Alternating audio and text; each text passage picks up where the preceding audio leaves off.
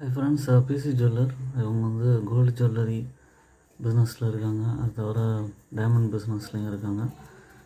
India தவிர Dubai இந்த மாதிரி கண்ட்ரீஸ்லேயும் இருக்காங்க. டைமண்ட் ஸ்டட் ஜுவல்லரிலாம் பண்ணுறாங்க. மார்க்கெட் கேபிட்டல் வந்து 9,000 கோடி. கரண்ட் ப்ரைஸ் வந்து 16 ரூபா 50 பைசா. 52 வீக் ஹை வந்து 19.6 இருக்குது. ஸ்டாக்கோட பி 588. டிவிடெண்ட் பெருசாக கொடுக்குறதில்ல. ஆர்ஓஇ வந்து கொஞ்சம் ஃப்ளக்சுவேஷன்லேயும் இருக்கும். ஆனால் இந்த மாதிரியான ஷேர்ஸ்லாம் வந்து வாங்கி போட்டுட்டு லாங் டேர்மில் ஒரு ரிஸ்க் ஃபேக்டர் மாதிரி வாங்கி போடலாம். சடனாக ஏறும். இப்போ தான் ரீசெண்டாக ஸ்ப்ளிட் கொடுத்தாங்க.